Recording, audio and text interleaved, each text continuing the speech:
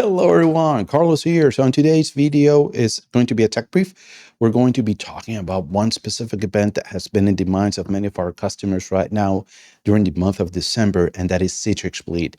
This vulnerability has been exploited by many ransomware crews, and they have been doing the rounds since late November and now into December itself. The vulnerability is CVE 2023 4966, and it's related to Citrix NetScaler ADS, Application Delivery Service. So what is happening is that an attacker goes in and is able to, via a web request, get the device to leak its memory. That includes session tokens.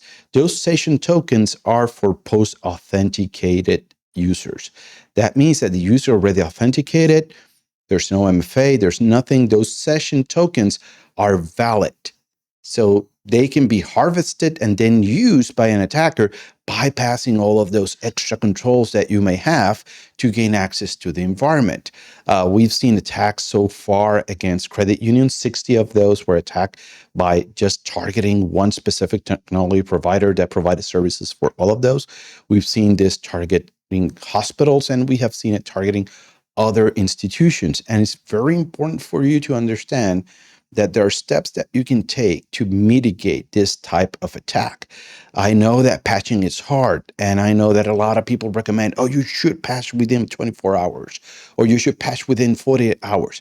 But let's be realistic. Our systems are complex. Many times we don't have the correct inventory, and applying those patches may introduce risk and downtime to our operations.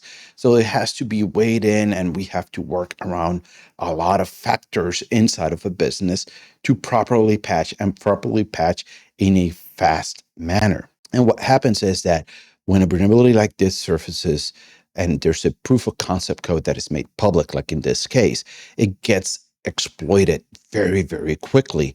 And this is where you having a solid plan and solid processes behind your organization becomes so important. Among them, are you doing purple team exercises? So in other words, are you making sure that you're looking at the different risks that are out there? Am I collecting those data sources? Am I implementing detections?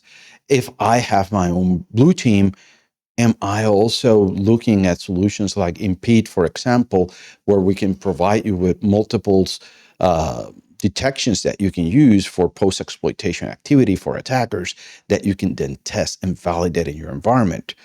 When it comes to IR, do you have a retainer so you can bring in an IR team very quickly in the case that you have a blue team with you, or in the case that you even have one? And retainer may be important if you need that extra set of hands to help you with the event itself.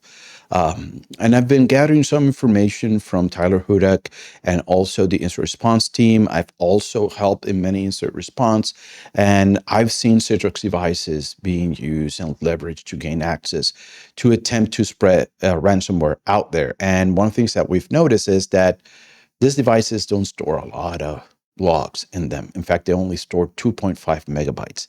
And what we're seeing is that they're only holding a couple of hours and sometimes a couple of days, depending on the amount of traffic that is going through them. And so far, I've not seen one single organization using Syslog and sending those logs somewhere centralized so we can search through them and look for specific attacks. In fact, this one is very hard to actually detect. And most of the cases, we're going to be looking for lateral movement across the environment, and those IOCs, indicators of compromise, that tell me that somebody's already in the system and is trying to move laterally across the different boxes or exfiltrate information. That's going to be a lot easier than actually tracking this specific exploitation in this case. So that, again, that's why it's important that we've gone through those exercises at looking, are we collecting the data sources? Do we have detections in place? Do we have processes in case we have these detections?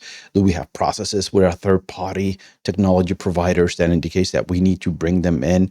They'll be there very quickly and they'll have the information.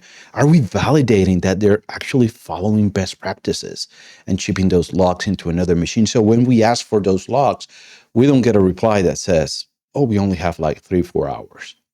Actually, I've seen that happen more than once. So it's important that we go through those. And I wanted to make sure that our customers are aware of this. Again, I hope that you found this video informative, that you liked the content. I'll see you on the next one.